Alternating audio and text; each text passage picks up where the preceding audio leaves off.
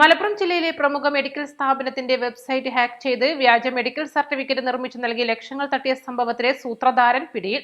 Nisar Sanjay എന്നയാളെയാണ് Mumbai J മാർഗിൽ നിന്നും Malappuram cyber police പിടികൂടിയത്. Medical സെന്ററിൽ പരിശോധനയ്ക്ക് ഹാജരാകാതെ പ്രസ്തുത സ്ഥാപനത്തിന്റെ പേരിൽ ഗൾഫ് ഹെൽത്ത് കൗൺസിലിൽ ഉൾപ്പെട്ട രാജ്യങ്ങളിൽ ജോലി ചെയ്യാനോ താമസിക്കാനോ നിർബന്ധിതരായ വ്യക്തികൾക്ക് അവരുടെ മെഡിക്കൽ ചെക്കപ്പ് അപ്പോയിന്റ്മെന്റുകൾ ബുക്ക് ചെയ്യാനും അവർ ഫിറ്റാണെന്ന് ഉറപ്പാക്കാനും മലപ്പുറം ജില്ലയിലെ പ്രമുഖ മെഡിക്കൽ സെന്ററിന് അനുവദിച്ച വാഫിഡ്, മോഫ എന്നീ വെബ്സൈറ്റുകളുടെ യൂസർ നെയിമും പാസ്വേഡും എന്നിവയാണ് ഹാക്ക് ചെയ്തിരുന്നത്.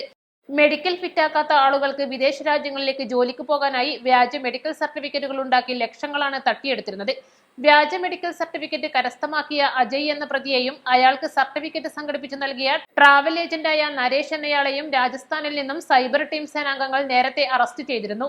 തുടർന്ന് പഞ്ചാബിലെ മലർക്കോട്ടയിൽ നിന്നും വ്യാജ സർട്ടിഫിക്കറ്റ് ഉണ്ടാക്കാൻ സഹായിച്ച മറ്റൊരു ട്രാവൽ ഏജന്റിനെയും അറസ്റ്റ് ചെയ്തിട്ടുണ്ട്. അതോടൊപ്പം ഡൽഹി സ്വദേശികളായ അൽ മൻസൂർ ട്രാവൽ ഏജന്റായ ഹാത്തിബ് എന്നയാളെയും അറസ്റ്റ് ചെയ്തിട്ടുണ്ട്.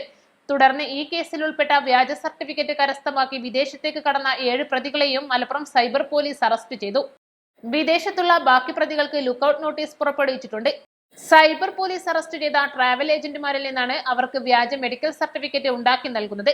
പ്രധാന സൂത്രധാരൻ നിസാർ സഞ്ജയ് എന്നയാളാണ് എന്ന വിവരത്തിന്റെ അടിസ്ഥാനത്തിൽ പ്രതിയെ മുംബൈയിലെത്തി നിരീക്ഷണം നടത്തി സാഹസികമായാണ് പോലീസ് പിടികൂടിയത്.